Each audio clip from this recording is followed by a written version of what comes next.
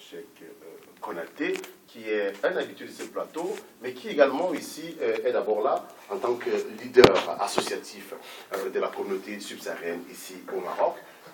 Alors, Monsieur Konaté, il est de coutume effectivement de prendre l'avis, après avoir écouté cette direct, de ces migrants qui, à un moment donné, sont eux-mêmes, je ne sais pas trop, des incitateurs à la migration. Je répète encore une fois, merci pour l'invitation. D'ailleurs, je trouve que je suis devenu consultant à cette grande radio de la migration. Et je voudrais aussi remercier ceux aussi qui m'ont délégué pour venir le représenter, à savoir Monsieur le Président Cheikh Yacoub Sylla, oui.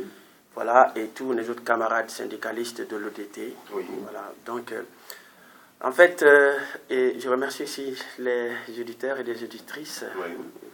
qui ont toujours quelque temps les week-ends de nous écouter, oui. Toujours, donc ça fait plaisir. Voilà. En fait, si je viens d'écouter votre tir direct, c'est vraiment quelque chose d'alarmant, oui. Qui se passe du côté de l'Occident. Vous l'avez signalé dans votre passage, comme quoi c'est pas ici seulement qu'en Afrique que les migrants souffrent, que les personnes en besoin souffrent, c'est partout. Dorénavant, c'est partout, même aux États-Unis.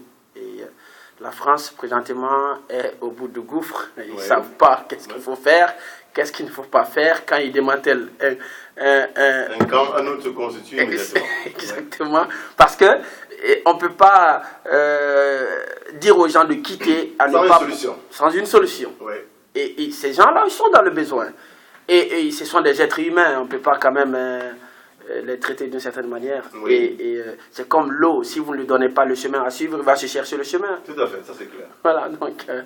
Mais finalement, quand même, quand on voit ces migrants qui souffrent effectivement dans ces conditions en Europe, où ils ne vivent pas le bonheur, ils ne vivent pas le paradis, mais à un moment donné, on les voit qui s'habillent très bien, et quand ils parviennent après peut-être 20 ans ou 15 ans en Europe, ils ont une carte qu'on leur a donnée parce qu'ils ont travaillé comme une bête de somme. Alors finalement, ils reviennent au pays, et là, au lieu de présenter l'image réelle de ce qu'ils vivent là-bas, ils sont plutôt à se pavaner, à manger, à vivre, à jouer les benguistes, comme on dit. Alors, mais à ce moment, est-ce que c'est quand même, est-ce que c'est une construction responsable? D'abord, c'est irresponsable.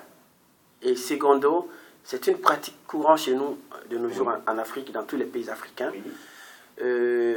Monsieur Franck, je vous assure que je connais des Guinéens. Je parle spécifiquement, parce qu'il faut être catégorique. Oui. Je parle de ma communauté, de ma nation. Je connais des Guinéens qui quittent au Maroc, une fois en Guinée, et ils disent à ceux-là qu'ils ont laissés qu'ils étaient en France, en Allemagne et en Belgique. D'accord. et ils achètent tout ce que le Maroc peut les offrir, ils achètent et ils viennent, ils se mettent dedans. D'autres même achètent les vêtements en Guinée là-bas. Hein. Oui. Parce qu'il se trouve qu'il y a 23, ça ne suffit pas, alors il faut gagner. Ouais. Arriver en Guinée, ils achètent des vêtements et ils disent qu'ils étaient en Occident. Et ceux-là, ceux-là à qui on parle comme ça les pousse à encore aller loin, à aller encore, eux aussi à leur tour, voir vraiment l'Occident, qu'est-ce qui s'y passe. Parce que vraiment, celui qui était là, il n'était rien du tout. Voilà, il est revenu, regarde comme il est habillé, regarde ce qu'il sauce, et il est chaussé comme un prince, il faut. Voilà, donc, ils créent de l'ambition chez les jeunes, et ils sont obligés, pas obligés de venir, mais malheureusement, ils prennent leur courage à deux mains pour pouvoir quitter le pays. Et même parfois, malgré la famille, malgré les conjonctures de la famille, parfois d'autres dérobent même de l'argent. Les parents aussi vendent les terrains, ils vendent tout ce qu'ils ont pour que le petit ou le fils en question part. Voilà. Et donc alors, du coup, la migration, elle grossit, les rangs et les lignes s'augmentent, et à un moment donné, il n'y a pas de fin. Alors, en voyant, parce que c'est souvent, quand on se retrouve sur le territoire marocain, on a envie de trouver des solutions, mais quelquefois, est-ce que le problème n'est pas aussi migrant aussi? Est-ce que le migrant n'a pas une part de responsabilité quelque part? Ben ouais, la responsabilité, elle est partagée. Hein? Il y a de ces migrants qui quittent, et qui n'en souffrent pas du tout des maux du pays, c'est-à-dire le chômage, la galère, tout, la famine. Ce sont des gens qui ne souffrent. Je parle encore des Guinéens. Tout à fait. La plupart des Guinéens que vous voyez ici au Maroc, ils sont issus des familles pas riches, mais aisées au moins. Ce sont des familles qui ne manquent de rien. Et ce sont des jeunes qui se débrouillent. D'autres ont 2 ou 3 boutiques. D'autres ont des voitures, 2, 3 taxis en circulation. D'autres, ses parents ont des bétails. Des dizaines et des dizaines de têtes de bétail. Vous voyez? Donc c'est seulement l'ambition et aussi l'orgueil. Ils se disent, ben, mon tel ami est là-bas, il faut que j'y aille aussi.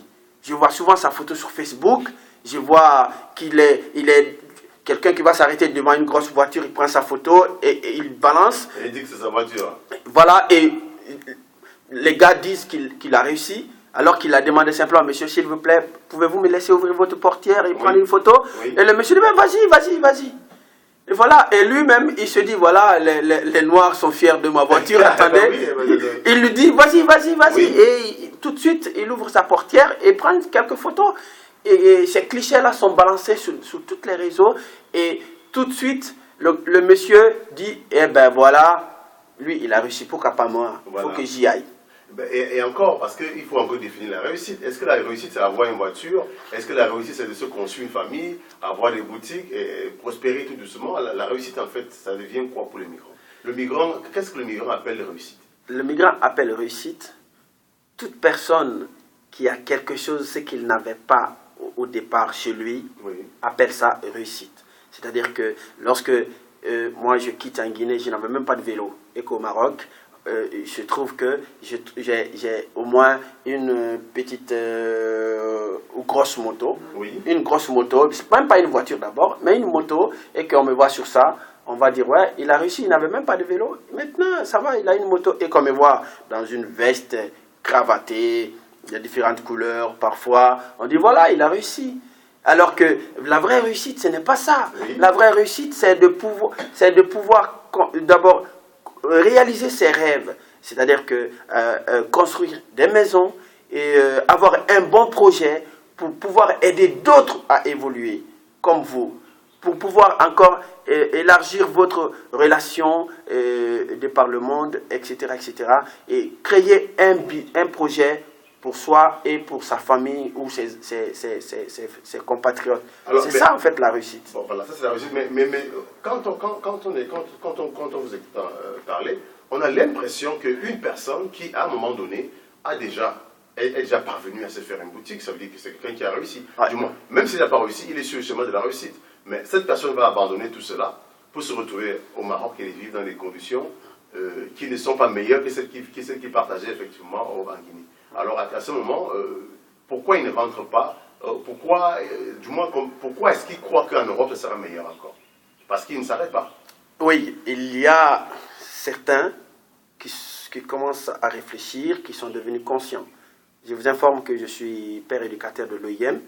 Et pratiquement, il ne se passe jamais 2 jours sans que je ne débarque avec 2 ou 3 personnes que j'ai sensibilisé dans le quartier, ou que d'autres leur ont donné mon contact, et ils m'ont contacté, je les ai accueillis chez moi, et afin de les envoyer auprès de l'OIM pour un retour volontaire. Ce sont des jeunes qui deviennent de plus en plus conscients et qui regrettent. Lorsque vous discutez avec eux, vous remarquez que ce dernier regrette vraiment d'avoir vendu tout ce qu'il avait.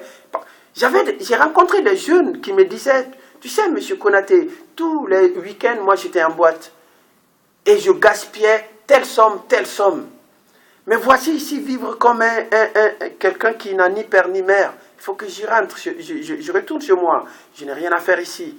et si le Mbeng n'est pas donné à tout le monde, moi je ne vais pas mourir en haute mer, il faut que je retourne chez moi. Voilà, ce sont ces discours pareils que ces jeunes ont maintenant de plus en plus ici au Maroc. Parce qu'ils ont compris que vraiment, là d'où ils viennent, c'est vrai, ça ne va pas, mais c'est mieux que là où ils vont. Voilà, très bien. Voilà, c'est mieux que là où ils vont, parce que là où ils vont, la réalité, c'est que tout le monde voit des images à la télévision. On voit Calais, on voit les mêmes conditions qu'à Gorogo, on voit les mêmes conditions qu'à Boukalef. Mais sincèrement, est-ce que les gens ne voient pas ces images? Est-ce que ces images n'arrivent pas? Ou bien ils choisissent des images qu'ils vont regarder à la télévision? C'est là où je vais parler de la seconde catégorie, qui se disent, moi, quoi qu'il arrive, il faut que je rentre en Europe. Même si il faut nager, ou il faut marcher, ou même s'il faut que je rentre cassé en Europe, mais j'y serai, quoi qu'il arrive. Voilà, ceux-ci aussi sont un peu plus nombreux, car ils se disent vraiment, il y a ça, il y a les logements sociaux, il y a les aides sociales, il y a plein d'opportunités. Mais ils disent ensuite que voilà, il y aura l'opportunité d'apprendre mes études et tout. Mais quelle étude? C'est pas une école en tant que telle, c'est des bénévoles qu'on réquisitionne afin de vous donner quelques formations. C'est tout, c'est pas des cursus normaux comme on a l'habitude de le faire ou qu'on connaît chez nous. C'est juste des bénévoles. Ça peut être moi, on me dit voilà, monsieur Konaté, est-ce que vous pouvez venir enseigner tel. Je dis oui. Et là, je viens pour donner sans salaire. Et je donne ce qu'on appelle du bénévolat. Je donne ce que je connais à ces migrants comme ma contribution. Mais c'est ce qu'eux, ils prennent comme étude, comme apprentissage. Alors que c'est juste un moyen de pouvoir les entretenir simplement, à ne pas aussi les laisser. Hier nuit, j'ai vu où on venait mettre dans une grande salle, après les avoir dégagés du côté de Paris, en plein cœur de Paris. Ils ont, je ne sais pas, dans une grande salle à l'intérieur de la France, quelque part, et ils ont installé des LIPCO, des centaines de LIPCO. J'ai l'impression que c'est une garnison militaire. Voilà, c'est dans les camps qu'on voyait cela, les militaires avec les LIPCO, allez, hop, on étale, et puis voilà, on relaxe un peu avant d'aller au front. C'est la même chose qu'ils sont en train de faire pour les migrants. Voilà, vraiment dans les conditions dans lesquelles les gens finalement quittent de chez eux pour aller s'entasser dans des espaces qui sont plutôt des espaces de masse, et où ils vivent comme ça. L'avenir, est-ce qu'il y a un avenir dans la migration aujourd'hui? Oui. Tel qu'on le voit, tel qu'il est présenté, est-ce que les migrants ne doivent pas penser à autre chose? Je ne vous informe rien du tout. Je vous annonce que aujourd'hui la migration est devenue un problème épineux pour tous les pays occidentaux. Et il y a d'autres qui ont pris des dispositions draconiennes afin de freiner, à ne même plus recevoir ni réfugiés, ni demandeurs d'asile, ni, comme ils le disent, migrants économiques. Voilà. Donc, on ne peut pas dire aujourd'hui que la migration est une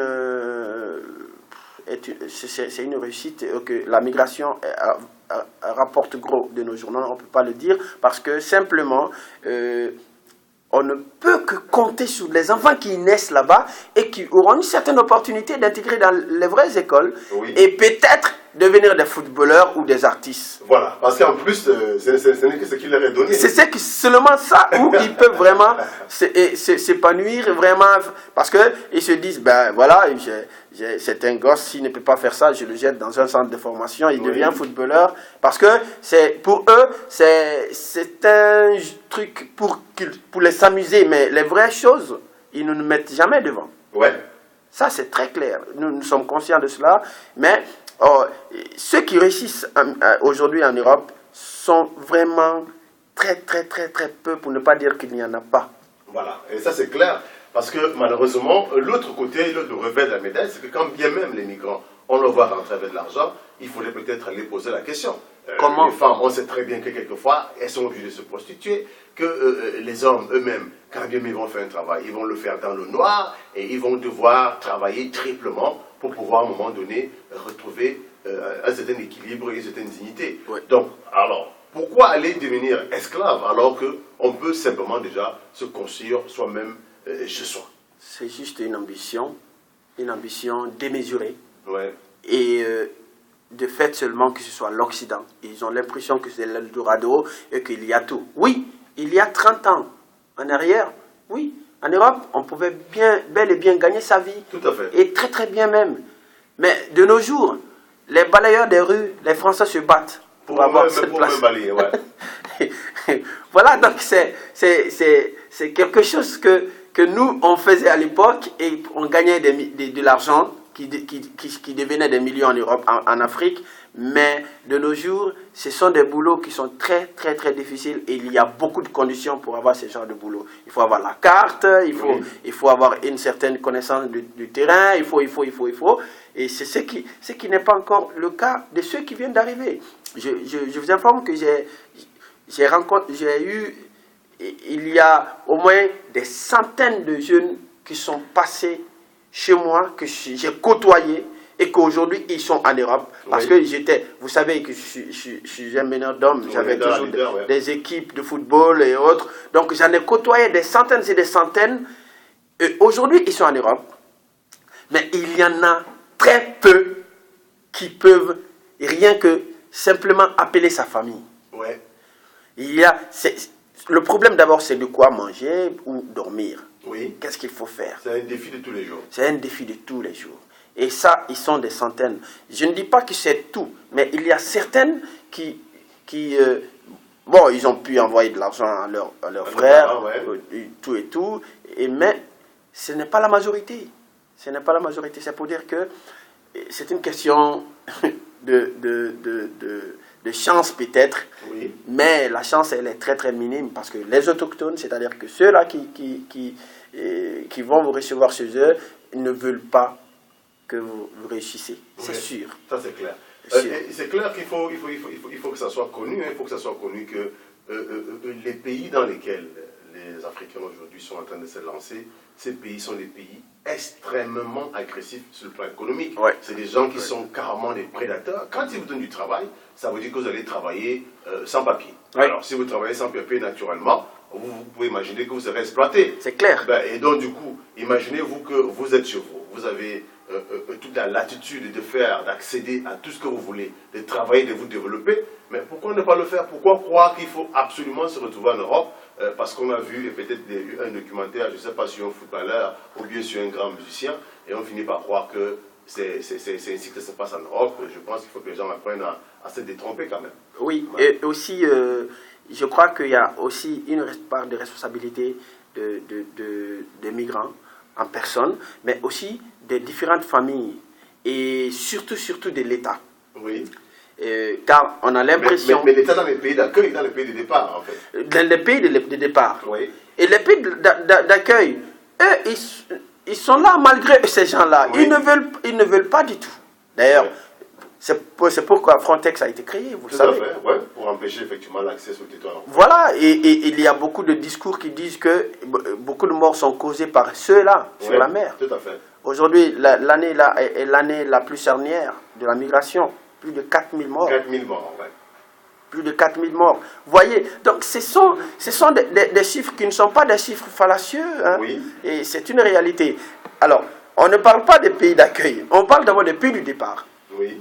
Nos dirigeants, j'ai l'impression que nos dirigeants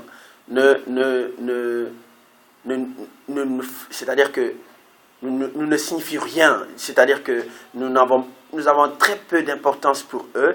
Et sinon, ils allaient faire face à notre situation. Regardez aujourd'hui. Je n'ai jamais entendu l'Union africaine se prononcer sur cette situation. Que des conférences où il y a une ou deux personnes qui lèvent le ton et il n'est pas accompagné, il n'est pas soutenu. Oui, et ça finit par se mousser. Et entre-temps, les migrants africains de tous bords continuent à mourir en océan et dans les différentes zones du monde. De la Méditerranée. Eh bien oui, et ça c'est dans l'indifférence, parce qu'il faut que ça soit connu, hein. C'est dans l'indifférence totale qu'on voit des milliers de personnes tomber. Voilà, donc il faut que nos dirigeants africains se ressaisissent et font face à la situation et l'employabilité des migrants, je vais dire des jeunes, et aussi créer des structures de conseils, de guides, enfin d'orientation, afin que ces jeunes-là se retrouvent dans une situation de prise et de conscience, Vous voyez, malheureusement, ce n'est pas à l'ordre du jour chez nous, en Afrique. Je dis chez nous, partout, sur le continent, au Maroc ici, du côté de la Tunisie, en Algérie, au Gabon là-bas, ou bien au Cameroun, en Guinée, au Sénégal, etc. Les jeunes continuent toujours à immigrer parce que il y a très peu d'espoir. Ils ne sont pas pris en compte, ils ne sont pas très considérés comme il faut. Voilà, regarde, aujourd'hui au Maroc, il y a de très belles infrastructures sportives et culturelles, etc. etc. Allez-y en Guinée, vous verrez. Allez-y en Guinée, faites la comparaison. Ouais. Allez-y dans d'autres pays d'Afrique, vous verrez également qu'il y a un grand écart entre le Maroc et certains pays africains. Ouais. Donc, tant que nous n'avons pas ça, par exemple en Guinée et dans certains pays africains, les jeunes là vont continuer à immigrer. Et surtout aussi, il faut la stabilité politique. Il faut qu'il y ait la paix dans un pays pour que les jeunes se sentent à l'aise et qu'ils soient en paix pour pouvoir réfléchir à des projets. Parce que celui qui n'a pas de projet, ça veut dire qu'il n'y a rien, quoi. Pour lui, l'avenir n'existe pas. Ouais, tout à fait. Donc, il faut se projeter dans l'avenir afin de pouvoir faire quelque chose. Mais malheureusement, ce n'est pas l'ordre du jour. On parle toujours de les nourrir, au lieu de penser à comment les former, oui, et de quelle qualité de formation, oui, et comment les conseiller, quelle qualité de conseils qu'il faut les donner, et comment pouvoir les contenir en les donnant de l'emploi. Je vous assure que si on avait, dans chaque groupe, au moins 7 personnes sont employées dans la fonction publique, les 3 resteront. Oui. Car ils ne vont pas galérer. Il y a déjà 7 qui travaillent. Ils pourront prendre soin de ces 3. Il y a la solidarité, et la familiale, il y a les amis. Vous n'êtes pas de même famille, même de rien du tout, mais le fait que vous soyez des amis, allez, à chaque fois, tu peux lui filer des centaines de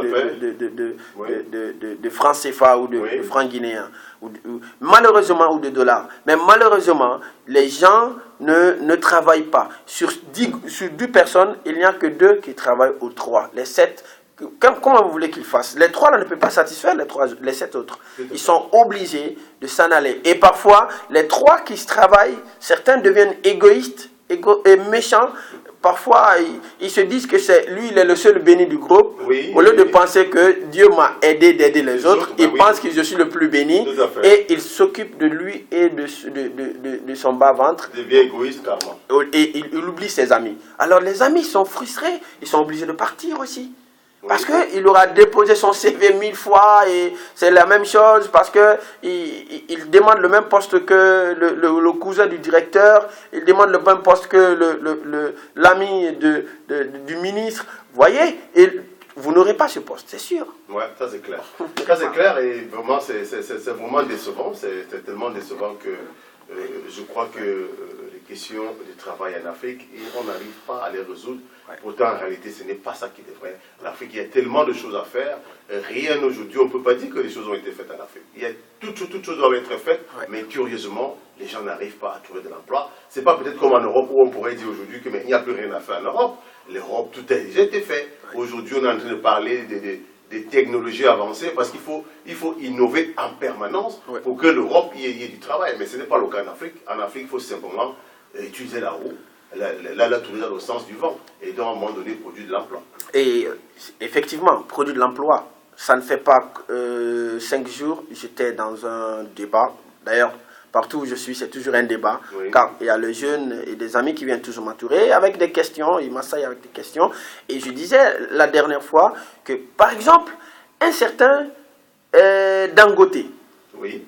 Il est 10 000 fois plus riche qu'un Donald Trump. Oui. Qui veut être le président contesté, le candidat contesté des États-Unis. Mais vous imaginez qu'au Nigeria, il y a des zones où les gens sont en train de fuir parce qu'il y a la famine. Oui. Parce que Boko Haram a tout détruit, parce qu'ils sont partis. Au lieu d'aller, de les orienter dans d'autres parties, ils sont obligés de sortir, aller ailleurs. Oui. Pourquoi ne pas accompagner ces jeunes? Il y a plein de jeunes start-up aujourd'hui de nos jours sur le continent. Oui.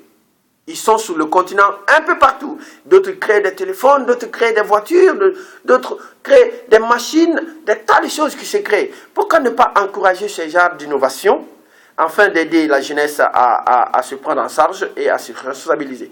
Mais carrément, les gens investissent dans d'autres domaines qui ne touchent pas directement la jeunesse. Et c'est ce qu'il faut changer.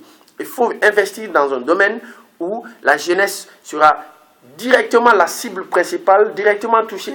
Et là, il y aura quelque chose qui va changer sur la vie des migrants, des citoyens africains, surtout les jeunes en majorité. Vous savez, les jeunes sont les plus nombreux en Afrique aujourd'hui, ça c'est clair. Voilà, donc il faut faire face à cette situation de la jeunesse.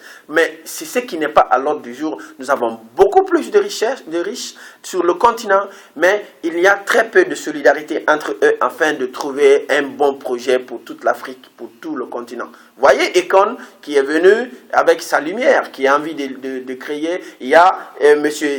Jaffa Koli qui est un artiste renommé, mais c'est avec ses relations. Il n'a pas autant de moyens, mais avec ses relations, il crée aujourd'hui des écoles pour pouvoir former, car selon lui, et c'est ce qui est une réalité, pour nous sortir de l'ornière, pour que l'Afrique un jour soit une Afrique unie et libre et autonome, il faut qu'elle soit cultivée. Il faut que les jeunes soient cultivés, formés. Mais c'est ce qui n'est pas l'ordre du jour. Il faut investir dans ce domaine-là d'éducation et surtout accompagner nos jeunes prodiges qui sont un peu partout en Afrique. Oui, ça c'est clair. Voilà. Donc je pense qu'on est arrivé à la première partie du programme. On va écouter le journal et on revient tout juste après pour la deuxième partie. On écoute le journal, on revient après. Je vous remercie.